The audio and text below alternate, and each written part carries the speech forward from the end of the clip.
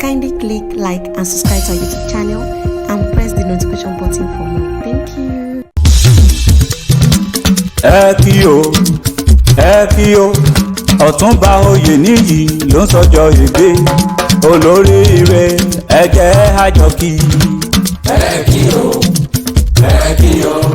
Ọ̀túnba Oyèníyì ló ń sọjọ́ ìbí olóríire ẹ jẹ́ àjọkí. Àpáta dé ojúmọ́ ire lọ́mọ lójúmọ́ ire tọ́mọ lónìí o lónìí ọjọ́ ire Oyèníyì lèmi fẹ́ máa kí. Ẹnjìnì Ọ̀túnba Oyèníyì Collins máa wọlé máa rọra. Òní lọ́dún rẹ̀ ọlọ́dún amọ́mọdún rẹ̀ lọ́dún bọ́dún bá dé oyin mọ tiẹ̀ náà abára èjò lámọ tiẹ̀ náà àpáyé kò ló mọ tiẹ̀ lálárèrè. Àbọ̀ dúpẹ́ lónìí tọdún bọ́ láyé ọ̀pọ̀ lọ́dún wọn bá wọn sáré àbọ̀ dúpẹ́ lọ́wọ́ Ọlọ́run ọba. Bàbá oyin dàbọ̀ lámọ̀dún ẹnu mi bàbá Olúwa dára sí mi Olúwa dára sí mi gò gbogbo ọmọ rẹ̀ ń kọ́jú wọn bẹ lálàáfíà ara. Olówó orí Olúwa Tóyìn mo dúpẹ́. Ẹnjìnì Ọ̀túnba Oyèníyì Collins ọmọ owó ẹ̀yẹ máa wọlé máa rọra òní lọ́dún rẹ̀ máa dá kọjọkọjọ òní ti yẹ ooo. Èmi nìkan kọ́ ní bẹ́ńbí lónìí ọ̀gá mi bẹ pẹ̀lú mi. Ọmọ Túndé Adépọ̀tò ANIYI KAYE ní jẹ́ ó yá ANIYI KAYE o. Súnmọ́ mi síbí kó wá máa kì wọ́n bí wọ́n ti ń torí kílé bàbá tó bí wọn lọ́mọ. Àpáta ewì ó ṣe mo dúpẹ́ nítorí pé wọ́n ní tí kábíyèsí méjì bá yíra wọn wá dùrù kẹrẹ yẹtuyẹtu tí pèdèpèdè méjì bá pàdé wọn á tú kẹ̀kẹ́ èdè sílẹ̀. Ilé Ọ̀túnba ẹnjìníà Oyèníyì Collins ọmọ owó ẹ̀yẹ ni mo wà lónìí. Ẹ jẹ́ n forin ewì tó dùn mọ́rin kí n fi kí olóríire ẹ̀dá ènìyàn.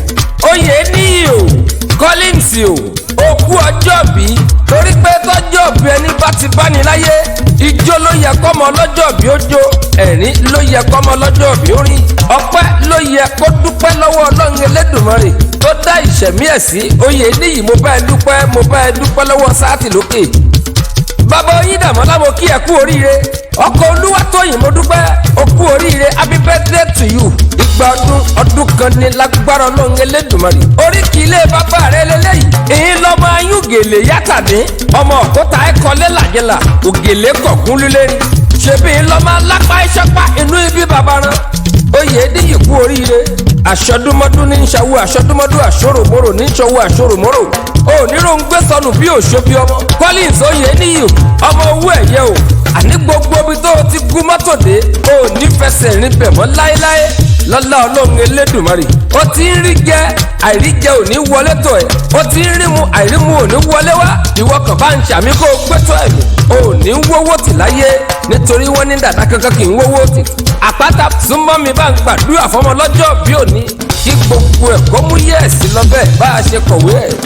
ANIYI KAYE ó jẹ́ mo dúpẹ́ o bó kúkú ti pẹ̀ mí mo jẹ́ etí mi ó di etí nílé jòǹlò ọlọ́jọ́ ìbímọ tán mi yéké àyúnlọ àyúnbọ̀ lọ́wọ́ ń yẹnu ìwò ó mọ lọ́rẹ́ ó mọ bọ̀ ọ́rẹ́ mi. Ẹni bá ní kó o mọ̀ pẹ̀láyé ẹ̀dá tó bá ní kó o mọ̀ dàgbàdàgbà ẹ̀yà kàlà ni ó mọ̀ sí fún wọn ẹ̀yà àṣà ni ó mọ̀ kéde òbútárì wọn. Ìwọ ti sọdún èyí o wàá ṣe èyí tó ń bọ̀ nínú ọlá nínú ọlà nínú owó nínú iyì nínú ẹ̀yẹ láàrin àwọn ọmọ lágbára lọ́wọ́ Ọlọ́run ọba. Ọlọ́jọ́ ìbí tọ́mi yéké onírìkú ọmọ onírìkú aya onípa ìsàn lùgbà. Happy birthday to you na and we wish you long life and prosperity.